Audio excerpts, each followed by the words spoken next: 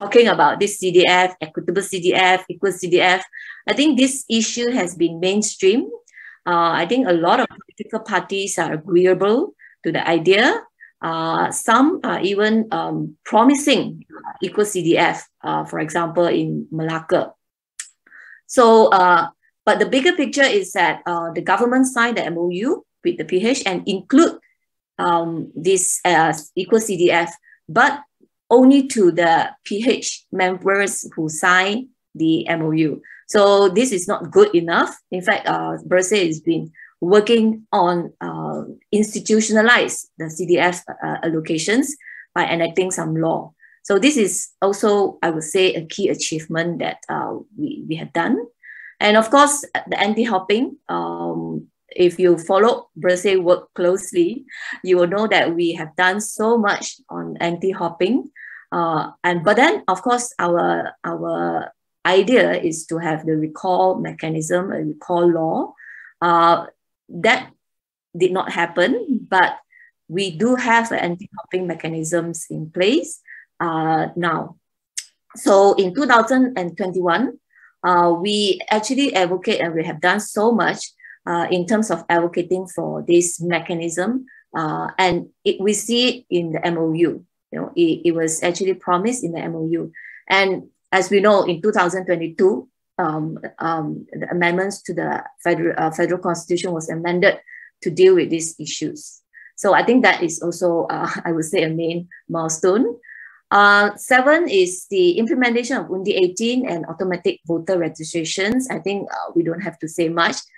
This is quite known about the work that we have done together with other NGO. Now, the last 2 is actually a campaign. First is Suara Untuk Semua initiative in Malacca state elections, and thereafter the 2 more state elections.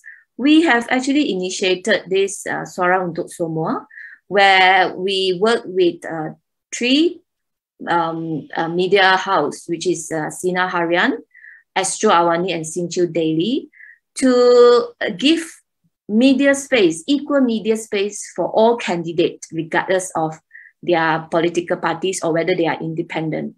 And this is a very first initiative, I think, in Malaysia, where we want to push for an equal playing field in terms of campaigning, elections campaign. And I will have Ashraf, our senior program officers, to talk about it more. But the last one, Makan Kongsi, is actually a social project that Bersih also initiated. This Makan Kongsi is a project that we undertaken in 2020 and followed by 2021. We see that, go back first, Lavanya. Yeah, so we see that a lot of course, there are a lot of marginalized people, a vulnerable group affected by the MCO. And we also see that there's a lot of NGO and NGI or community leader trying to help them and in giving food supply, in helping them in their daily life. Bersih see that we can play a role in this social project where we help to raise funds, and then we identify the NGO and NGI on the ground where we do due diligence on their background, and then we distributed the fund to them so that they can actually go to the ground and help those vulnerable groups. In 2021, we worked together with the Good Kitchen as well as Engage Network, and we managed to raise about 1.5 million in 2021, and almost 20,000 people benefited from the program. So this is a social project that Bersih did, especially during the white flag movement, where it is really in a dire situations. And on top of all the institutional reform and the program and the research that we have done, we actually have also put our effort and our time to make this Makan Kongsi project works as well. So I would put that as a key achievement for 2021. Next page. So the key electoral reform, we have anti-party hopping, research, stakeholder consultation, webinar, press statement, infographic, video, media interview, media workshop, op-ed. We have done a simulation of a recall elections. There was a private member bill, and we did a lot of lobby with political parties. In terms of improved access to voting, we have a research paper done, and again, many consultation was involved in this. Constituency delimitation of state level, we actually released 3 reports for Selangor, Negeri Sembilan, and Penang. We actually have done up the delineations, and we launched a report on that. We also have a report on the Amendment to Election Offences Act. In fact, this is a long project since 2019, where we go around the country and do consultations with major political party on the amendment to the Election Offences Act, because this Election Offences Act was very opaque, and there are a lot of sections or law in there that are vague. Apart from that, we actually also recommended, for example, cooling off periods, and how do we deal with digital campaigning and things like that in the Election Offences Act, the amendment to the Elections Offences Act. So these are the key electoral reforms that we have been doing. Next page. Key parliamentary reform. So we are instrumental in setting up this seat community for professional parliament. Consists of think tank and also individual expert, where our mandate here is to really look at the parliament as an institutions, how we can make it more independent and efficient, and carry out the functions and the role of parliament in a more professional manner. And I will leave it to my colleague Salami to report more on this. And we also have done a few reports in terms of improving the parliament system. First is reform of the Parliamentary Select Committee. There is a report, research report. Reintroductions of the Parliamentary Services Act. This is also part of the MOU. It is very important in terms of having our parliament more independent in human resource, in finances, and in managing themselves. And we also introduced this idea of constructive vote of no confidence, which is also, to me, one of the crucial things that we need to push for, so that the vote of confidence and no confidence goes back to the parliament. There must be an amendment to the standing order of the parliament so that it allows this to happen. Next. Key institutional reform. So we advocate for Equitable Constituency Development Fund. There is a report on that, and followed by a lot of social media posts and infographic and video. We also pushing for the funding of political parties, financial governance of political parties. We must recognize that political parties need funding to operate, to run their campaign. But now there's no law or regulations to govern that part. And it is a big issue. Civil society has been advocating for regulating political parties' funding for a long time. So we actually came out with 2 reports. One of the report is, I would say, important, because we actually get data from political parties on where actually they got their funding from, and how do they use it, and how much is required to run a constituency office. That is actually in the financial governance of political parties, and we put up many recommendations, I think 10 recommendations in the report. So please feel free to download the reports and read the recommendations. And we also talk about reform of key public officers appointment, MACC, MCMC, and all this. Political appointment is important. The reform is important, because now it is all at the hands of the Prime Ministers upon his recommendations. And this gives the Prime Minister too much of a power, and we want this reform. And of course, reform to the directorial appointment of government-linked corporations. Bersih position is that all elected representatives should not sit on any of the GLC or GLIC. And in this report, we also recommended a law to regulate the whole appointment process, including the transparency, the reporting of how a directors to the GLC was appointed. Reform of judicial appointment, we have been talking about it for so long. There's a Judicial Appointment Act, Judicial Commissions was formed, but this report that we commissioned, we want to strengthen that process even more.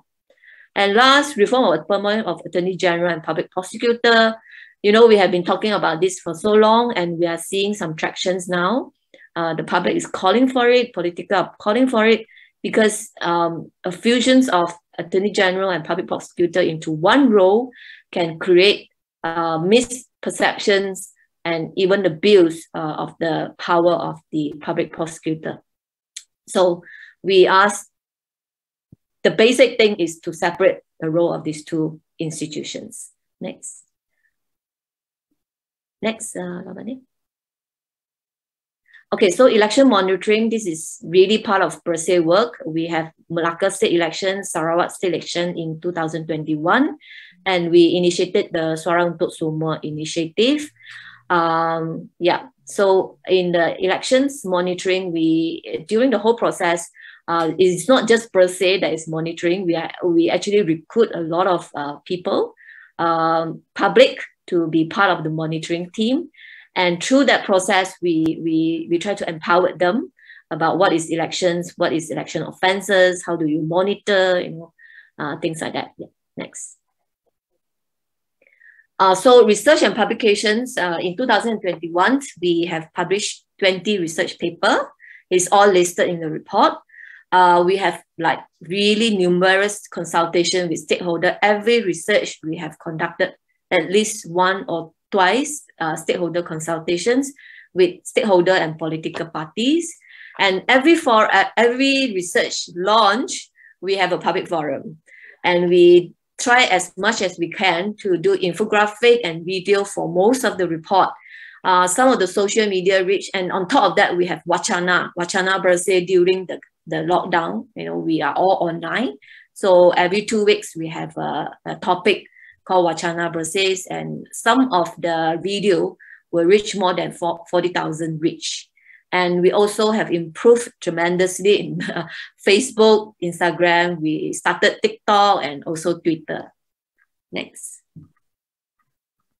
So we did a Bersih anniversary on the 23rd of November, 2021. This is the 15-year anniversary.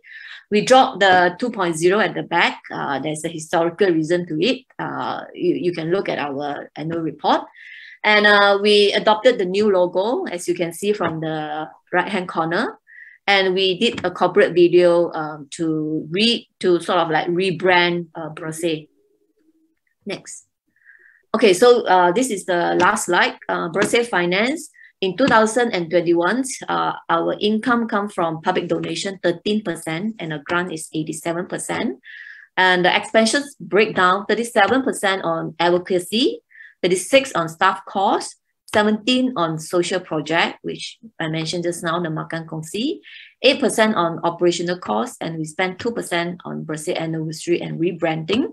The actual breakdown in numbers, you can also look at the report. Next. Okay, so as I said just now, this is just 2021. So 2020, we did not have a report. And now we have already come to September 2022.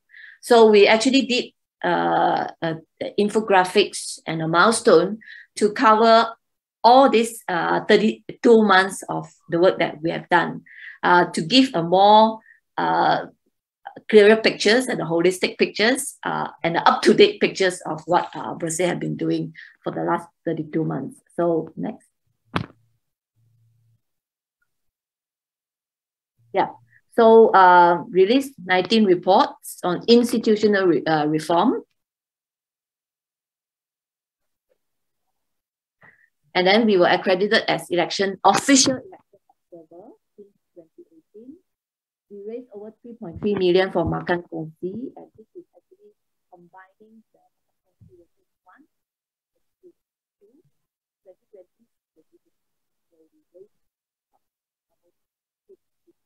Have we lost audio? Have we lost audio? Hello? Yeah, okay, you're can back. hear you. Yeah. We lost Sorry, audio. Yeah.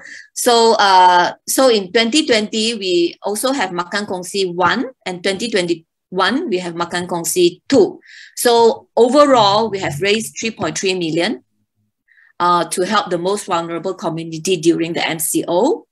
And I think for the past 33 months, we have also expanded our network and influence among different political parties. This is through a lot of meeting, lobbying, and consultations of the research report and all the works that we are doing. So it is a milestone because we are not just focusing on one, but we are actually expanding our influence to different political parties from different divide, even in Sabah and Sarawak. Next.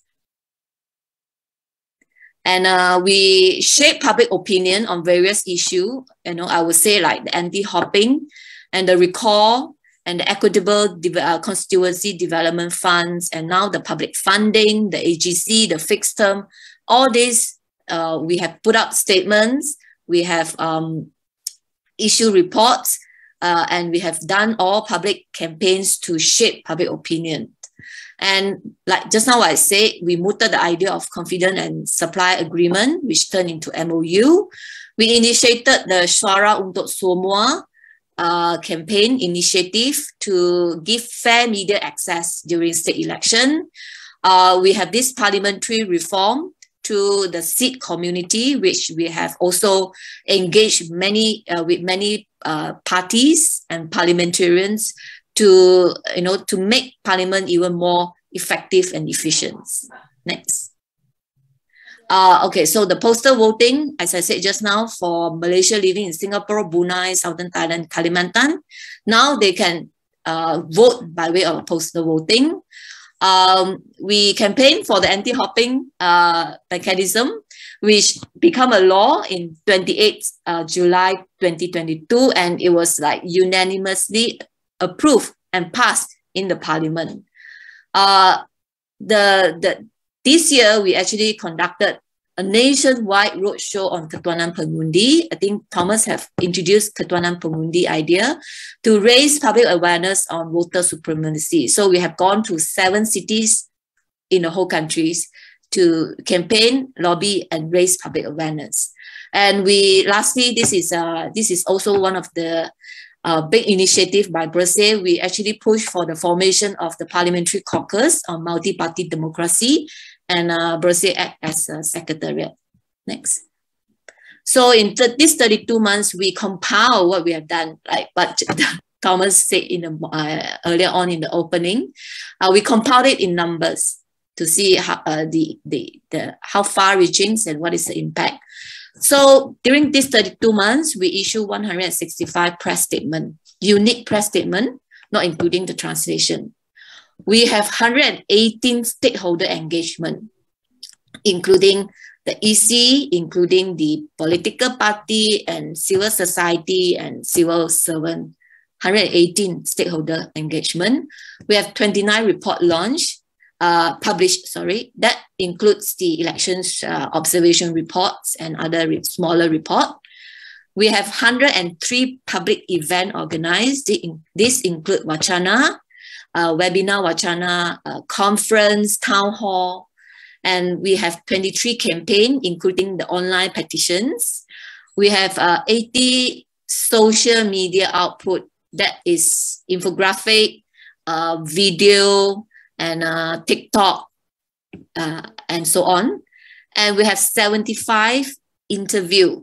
Those are broadcast interview in BFM, in Astro, AWANI, in some of the others broadcasts as well. We have observed 6 elections, state elections and by-elections, I think. So this is a number at a glance of Bersih work in 32 months. That's the end of my presentations. Thank you very much. If you have any questions, we will leave it to the Q&A later. Thank you. Thank you so much, Chow Ying. Yeah. Thank you so much for that presentation. Quite blown away by the numbers that we have achieved. and the impacts as well. Not short sendiri lah. Okay. May I now invite the program officers to present their presentation on the key programs and impacts. Can I have Ashraf first?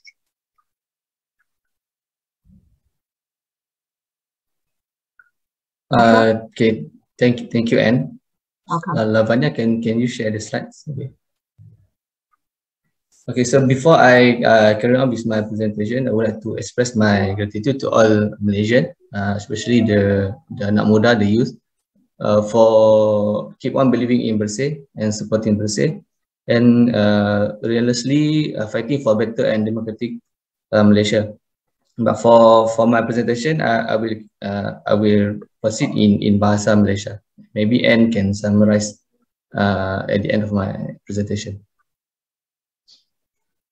Okay, so untuk impact program dan program yang signifikan yang di peringkat sekretariat, iaitu program officer, ada beberapa program yang kami rasakan ada memberi kesan yang ada inisiatif yang berkesan dalam mematangkan dan memastikan persaingan demokrasi di Malaysia lebih sihat. Antaranya adalah inisiatif Suara Untuk Semua, di mana inisiatif ini kami Bersih telah mulakan semasa Pilihan Raya Negeri Melaka pada November 2021, dan antara sebab inisiatif ini dilaksanakan adalah kerana SOP semasa PRM Melaka itu amat ketat, iaitu tidak ada kempen pilihan raya secara fizikal. Physical campaign itu tidak dibenarkan, very restricted SOPs. Sebagai itu Bersih bekerjasama, we collaborate with the main media house in Malaysia. Some of it are AWANI, Sincu and Sinar Harian. And there are tiga program yang iaitu Suara Calon, Siaran Parti Politik, Political Party Broadcast, and Debat Kota Menteri. Walau bagaimanapun, hanya dua program yang berjaya kita laksanakan, iaitu Suara Calon dan Siaran Parti Politik. Debat Kota Menteri malangnya tidak dibuat, tetapi rakan-rakan media kita telah menukar debat ini ke dalam bentuk yang lain, iaitu antaranya AWANI telah ada programnya, iaitu dialog 3 penjuru, dan Sinar Harian ada Berani Bersemuka yang menampilkan ke semua calon-calon dan ketua-ketua parti politik. Jadi objektif seperti mana yang disebutkan oleh Charing tadi adalah untuk menyediakan masa siaran yang sama rata kepada semua calon-calon pilihan raya dan parti-parti politik, disebabkan kita tahu di Malaysia ini biasanya sekiranya rancangan televisyen ataupun siaran televisyen dan kebanyakannya akan memfokus kepada calon-calon pilihan raya daripada parti-parti kerajaan, calon-calon kerajaan, dan calon-calon bebas dan calon-calon parti pembangkang biasanya kurang mendapat masa siaran. Jadi sebab itulah kita bekerjasama dengan AWANI, Sincu dan Sinar Harian, dan rakan-rakan media kita melakukan kerja yang sangat baik untuk menampilkan semua calon daripada pihak pembangkang maupun kerajaan. Dan antara kesan yang penting daripada inisiatif ini adalah kerajaan akhirnya membenarkan melalui kenyataan Anwar Musa, Menteri Komunikasi dan Multimedia, iaitu RTM untuk menyiarkan poster-poster calon dan juga berita-berita berkaitan calon-calon pilihan raya di Pilihan Raya Melaka dan diteruskan di Pilihan Raya Negeri Sarawak dan juga Pilihan Raya Johor pada tahun 2022. Dan semua media kita pun telah melakukan tugas yang sangat baiklah untuk menampilkan manifesto parti. AWANI ada siaran tawaran semua parti, iaitu menceritakan polisi-polisi dan manifesto-manifesto setiap parti sebelum hari pengundian, sehari atau 2 hari sebelum hari pengundian. Jadi satu kesan sangat baiklah, sebabkan calon-calon ketika itu susah untuk berkempen. Walau bagaimanapun kita berharap dan kita akan terus mendesak kerajaan untuk memberi ruang masa yang sama rata kepada semua calon pilihan raya, terutamanya semasa dalam pilihan raya umum ke-15 yang akan datang. Okay, next jawapannya. Okay, untuk inisiatif suara calon, sebanyak 37 calon dan di semasa Pilihan Raya Negeri Melaka yang terlibat, dan calon-calonnya adalah daripada DAP, Keadilan, Amanah, MCA dan Parti Putra.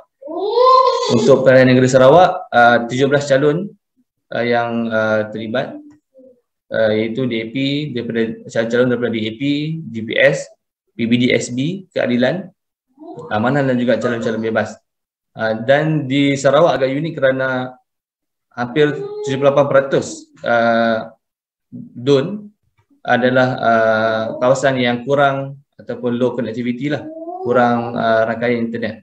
Jadi sukar juga untuk kita kontak mereka dan sukar juga mereka untuk ataupun mereka merasakan lebih berkesan untuk kempen secara fizikal berbanding secara online lah, kerana capaian internet yang lemah di kawasan-kawasan mereka. Next, gambarnya. Okey, untuk program seterusnya yang ini adalah core Bersih lah, iaitu election observation atau program pemantau pilihan raya, di mana Bersih telah pun ditauliah adalah sebagai pemerhati yang bertauliah daripada SPR. So objektif untuk pemantau pilihan raya adalah untuk memantau dan memerhati kesalahan-kesalahan pilihan raya yang dilakukan oleh parti-parti politik, calon-calon dan juga pekerja-pekerja pilihan raya termasuk SPR lah, dan juga agensi kerajaan yang lain. Dan untuk objektif yang kedua adalah untuk meningkatkan kesedaran terhadap kepentingan pilihan raya bersih dan adil.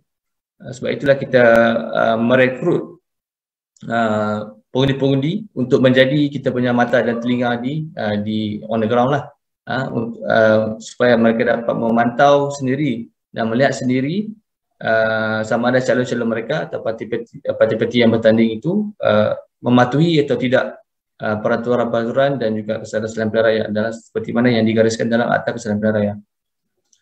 Selepas di akhir pemerhatian bersih di setiap pilihan raya yang kami pantau, kita akan menghasilkan sebuah laporan yang memberi kritikan yang konstruktif dan juga cadangan-cadangan kepada Suruhanjaya Pilihan Raya SPR untuk memperbaikilah atau meningkatkan pelaksanaan mereka dalam pilihan raya. Okay, next sebenarnya. So untuk pilihan raya Melaka, kita telah merekrut 14 pemerhati dan telah memerhati 17 DUN. Di Sarawak 5 pemerhati dan 8 pemerhati secara atas talian online observers, dan kita telah memantau 21 DUN di Sarawak. Okey, baik. Diberi kasih, terima kasih. Okay, I don't think I need to interpret what Astro has shared because these slides were in English. Yeah. Can we move on to Lavanya now because we're running a bit short of time as well. Lavanya, can you continue with your presentation? Sure. Thank you, and thank you very much. Hi everyone, I'm Lavanya, one of the program officers. I'm proud to say that as of next week, I will have been with Bersih for 2 years now. So in the last 1 year, or rather in 2021, for that 1 year, some of the key programs that I did was the anti-hopping mechanism. So we worked very hard on this as a response to the Sheraton move. We are focusing primarily on recall elections. So now, can I ask everyone here, if you have heard of recall elections before this Zoom session, can you put a reaction on your Zoom application? And to people on Facebook, if you've heard of recall elections before this, can you put a comment saying whether or not you've heard of it before? Okay, I see a few popping up now. Yes, great. Okay, some of y'all have heard of it. That's very good news for us. That means we've been doing a good job. So the highlights of our anti-hopping mechanism advocacy was that we had a private members bill that was tabled in Parliament by YB Datuk Sri Azalina. You all know that it wasn't taken up, but then there was the anti-hopping bill, which later got tabled and passed through Parliament. So the recall bill didn't get passed through, but we did have another anti-hopping mechanism that went through. We are still focusing on the state level to try and drive the recall bill, the recall mechanism through the states. We had 12 events in 2021 alone, just for anti-hopping and recall elections. This was meeting with political parties to tell them about the recall mechanism. We had webinars to educate the public. We had NGO meetings to get their support as well and to tell them about the benefits of recall elections. And we released about 14 materials in 2021, this being press statements, infographics, videos, all sorts of materials to educate people. So the summation of that impact is that we had mixed success. Since it was an anti-hopping law that passed instead of recall, we still prefer recall because it puts the power in the people's hands, as opposed to the anti-hopping law, which puts the power in party leaders' hands. Another benefit of recall is that it can cover coalition system. And one of the main challenges we in Bersih faced, especially me, was to get people to understand what recall is. There are many, many steps involved. And at the start, when we first did our research and got Professor Wong Chin Huat to do the report, it was a very technical matter, and even politicians were struggling to understand it, let alone the public. So this was a major challenge for us. Another project that I worked on that had a lot of significance was the constituency development funds. So you can see here this chart for the federal level, how it works. The funds trickle down from the PM to the MPs, which then goes to the Rakyat. So there is not much transparency involved. And since it's coming directly from PM's office, he or she has a lot of control over it. And oftentimes the funds are not given out in an equal manner. And it is used to entice a lot of MPs and aduns to party hop. So when Perak was the first to offer equal CDFs based off of, we were quite happy because we saw our work and what we had been saying and pushing for was making some difference out there. Then in Malacca and Johor, it was promised in the winning parties' manifestos that they would give equal CDFs to opposition MP aduns as well as government aduns. So that was a big milestone in Malaysian politics because previously a lot of these opposition aduns and MPs would not get anything. And we also saw in the MOU at the federal level, it being offered to everyone who signed the MOU. So it was some progress because we were having opposition MPs getting CDFs as well, but not everyone, such as YB Said Sadiq and some other MPs who were not signatories to this MOU did not receive these funds. So there is still work to be done. So from my evaluation of this program one is while equal funds are promised to opposition MPs and aduns, we also have something called the Penyelaras, which is the coordinator for the ruling party for each state where they have not won. So what happens is the funds instead also go to these Penyelaras, which are not elected people, and these funds, which are taxpayers' monies, are spent on the constituents and the constituency. So there's very little scrutiny, obviously, in this process because these people are not elected. So that is why we are still pushing for CDFs to be legislated. When it is legislated, you will have transparency. You will have some form of equity as well. How are the funds being given? How much of the funds are being given, and why are there variations in how much each MP is getting? All of these are taxpayers' monies. So regardless of whether you are government or opposition, us taxpayers should be receiving the same benefits from our MPs and aduns. So that is one thing we are pushing for in 2022 and will continue into 2023. So that is mine. Let me pass back to Anne. Okay, thank you, Lavanya, for that presentation of your key programs that you were in charge of in 2021.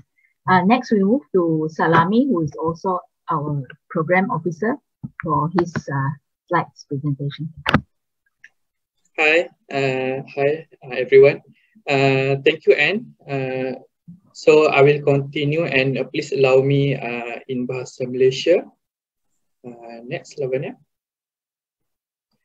Jadi untuk tema reformasi parlimen untuk Bersih, saya pilih untuk projek Seed Community for a Professional Parliament, ataupun dalam bahasa Malaysia nama rasminya adalah Komuniti Perintis untuk Parlimen Profesional. Jadi untuk Seed Community ni adalah sebuah jaringan yang memperjuangkan sebuah parlimen yang profesional bagi mewujudkan persaingan dasar yang sihat antara pelbagai parti. Jadi Seed Community ini ditubuhkan pada April 2021 dan aktif sehingga sekarang. Jadi antaranya ia telah melibatkan 7 buah NGO dari pelbagai latar belakang, juga para pakar, akademia dan individu yang komited memperjuangkan reformasi parlimen di Malaysia. Antara NGO yang terlibat seperti Bersih sebagai sekretariat, Baitul Amanah, Engage Network, Ideas, Reform, Undi 18 dan Wisdom Foundation. Jadi antara advokasi dan aktiviti yang Seed Community telah lakukan seperti meeting ataupun mesyuarat dan libat urus bersama pelbagai stakeholders ataupun pemegang taruh sebanyak 13 buah libat urus setakat ini, termasuklah dengan Tan Sri Azhar Harun sendiri, Speaker Dewan Rakyat, dan juga mantan Speaker Dewan Rakyat iaitu Tan Sri Arif Yusof. Jadi untuk aktiviti lain seperti kenyataan media, kami aktif mengeluarkan kenyataan media berdasarkan isu-isu semasa berkaitan parlimen untuk penambahbaikan, dan sebanyak 25 buah kenyataan media telah dikeluarkan dan telah dibuat liputan secara menyeluruh oleh banyak media termasuk media perdana seperti AWANI, Berita Harian, Sinar Harian, selain portal berita-berita yang lain. Untuk kempen awam, kita telah mengeluarkan 6 jenis bahan dalam bentuk infografik dan videografik yang merangkumi topik ataupun tajuk mengapa parlimen perlu dibuka ketika darurat pada tahun lepas, juga proses undi percaya dan undi tidak percaya terhadap Perdana Menteri ketika itu terhadap Tan Sri Muhyiddin Yassin. Seterusnya berkaitan proses pembatalan proklamasi dan ordinan darurat untuk kefahaman awam ketika itu. Jadi selain daripada itu, antara signifikan aktiviti yang kami lakukan adalah survey terhadap MP. Jadi survey ini berkaitan dengan maklum balas MP terhadap program PIK, program imunisasi COVID kebangsaan seperti vaksin dan sebagainya. Next, selanjutnya.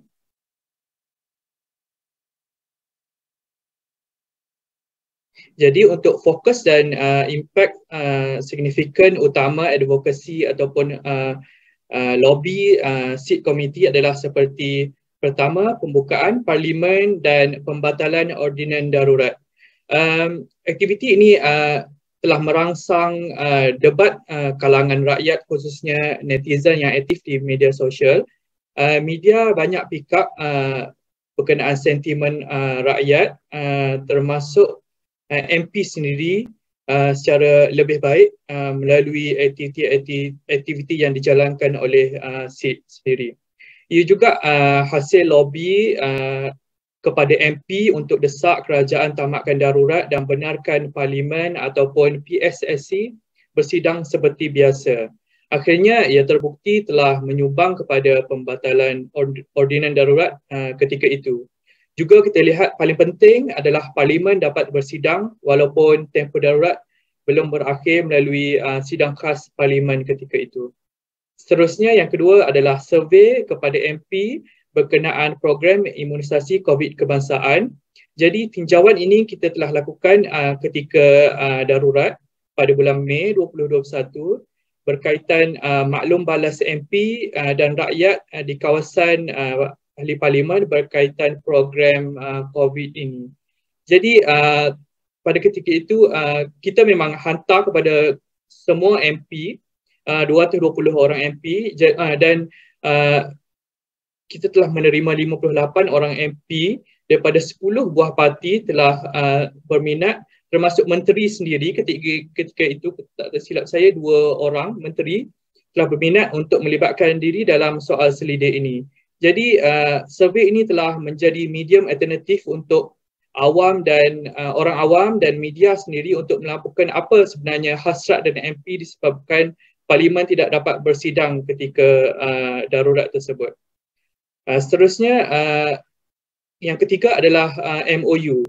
Dengan termeterai MOU ni, SID melihat ia adalah salah satu hasil yang telah berbuah daripada advokasi dan lobby yang telah dilakukan dengan pembentukan CSA atau MOU yang antara kerajaan dan pembangkang ini.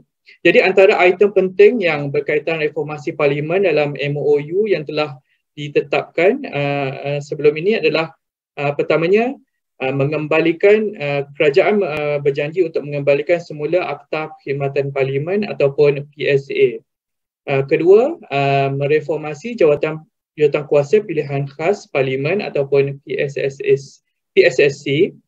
Seterusnya, mengangkat taraf dan ataupun status ketua pembangkang setaraf dengan menteri dan sebagainya. Seterusnya adalah melakukan pindaan peraturan mesyuarat ataupun standing order supaya Parlimen benar-benar berfungsi dengan baik. Cuma kita ada beberapa item dalam MOU yang belum dilaksanakan ataupun belum dibincangkan seperti peraturan mesyuarat dan kita masih menunggu bil PSA ini untuk dibentangkan dalam Parlimen terdekat dan kita akan teruskan advokasi dan lobby untuk mereformasikan Parlimen yang lebih profesional. Sekian, terima kasih. Itu saja daripada saya. Saya serahkan kepada Anne. Thank you. Thank you, Salami, for that presentation. So basically what Salami was sharing just now was the success and the impacts of maybe you can just go back to the first or second slide. I think his second, the impact on the second slide. Second slide for Salami.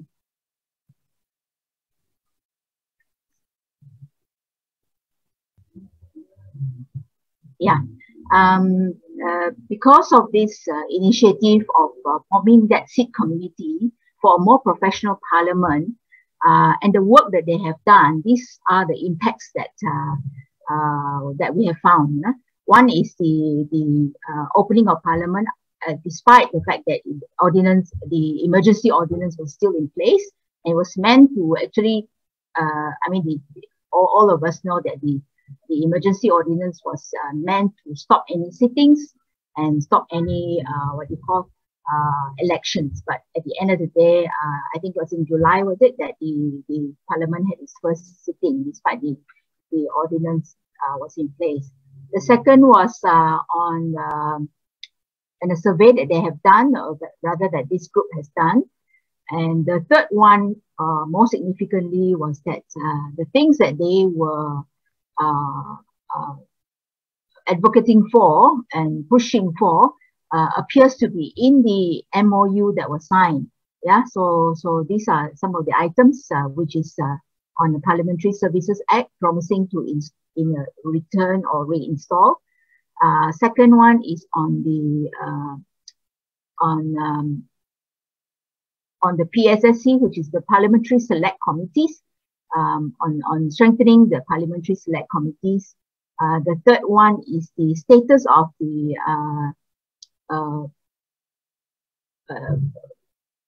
what do you call the status of the head of opposition, yes, opposition leader, which is all in the MOU actually, and as well as this changes or or rather amendments to the standing orders.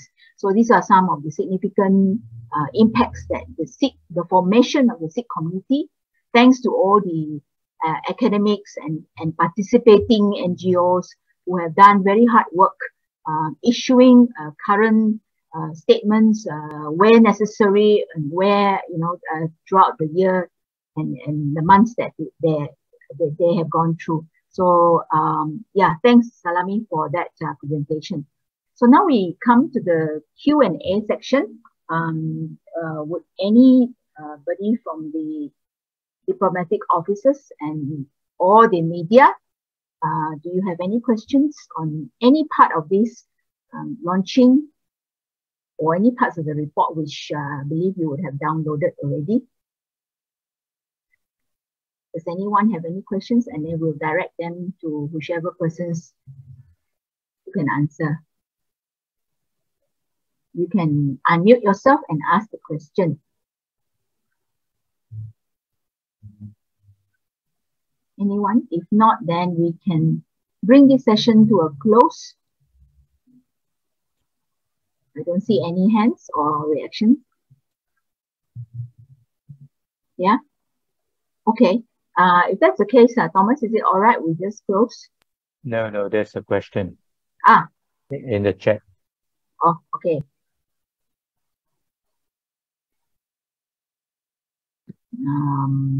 It's truncated, I think.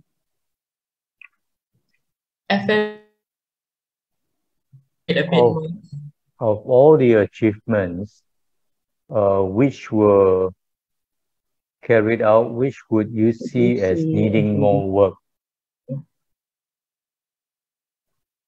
Okay, let me look at it. In this coming year. Yeah, the 7 achievement.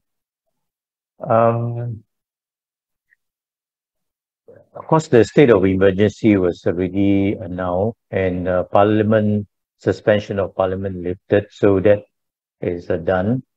The MOU that was signed was historic. We see that this, quite possibly, even after the next January election, will become something that, if it's a hung Parliament situation, whoever governs will still need more MOU or CSA to have political stability to govern the country. So we expect that the next election could be very close, and quite likely we'll see more CSA or MOU signed.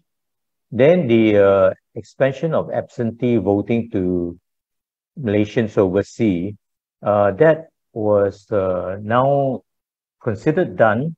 But what is important now is that since they are given the right to vote, overseas Malaysian, and we are talking about potentially about 2 million Malaysians living overseas during elections, they must reform the postal voting process to allow this up to 2 million potential voters to apply to be postal voters. So yesterday we had a press conference on this.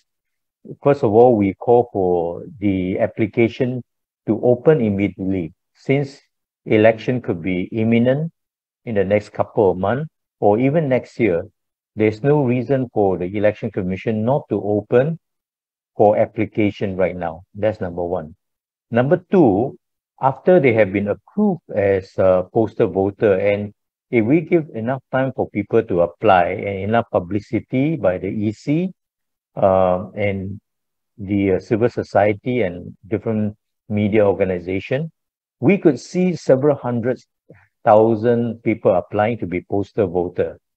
And that is where the EC has to reform the postal voting process so that they can process efficiently, effectively all these applications.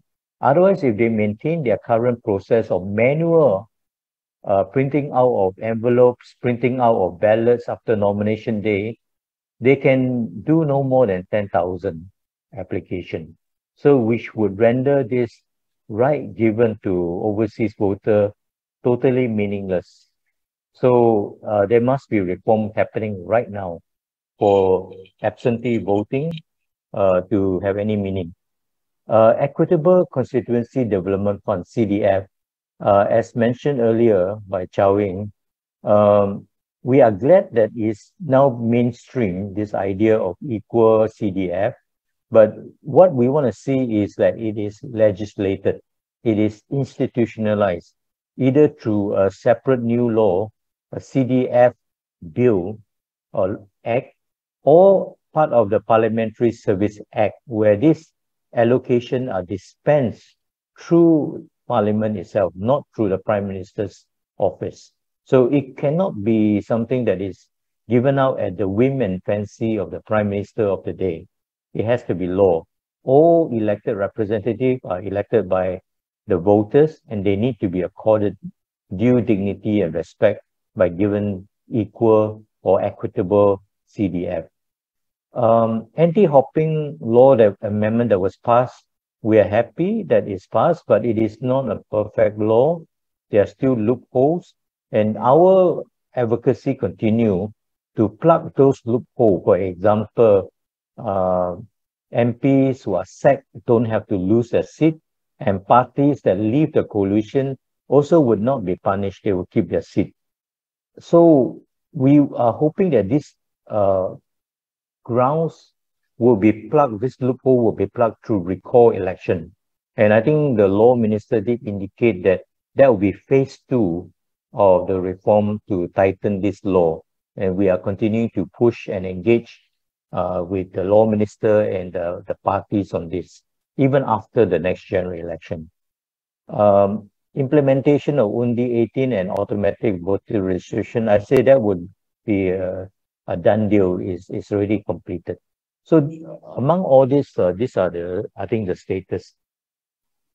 Well, of course, sorry, I think what is important now, we want to see the Political Financing Act being passed in the coming sitting. Parliamentary Services Act also been tabled and passed. And also the separation of the public prosecutor's role from the Attorney General. I think this is something that the Prime Minister has mentioned that they are looking into as well, passed before GE 15. And lastly, fixed term parliament. These are the issues that Bersih has initiated, proposed, and we hope that this will be done before GE 15. Thank you, Thomas. Hope that answers the question from FMT. Yes. If there's no other questions from any members in the Zoom room, can we request to have a group photo taken, and for everyone to put on your start your video, and so that we can see your faces, and then we'll take a group photo before we say goodbye. And should I start the live first? Live stream? Yes, perhaps you should, yes. So thank you everyone for joining us, especially over Facebook. We will see you over another day, and you can download our annual report 2021 from our website. And when it's printed, we will circulate and give copies of it to our Bersih endorsing NGOs and other interested NGOs, as well as the consulates. Thank you so much.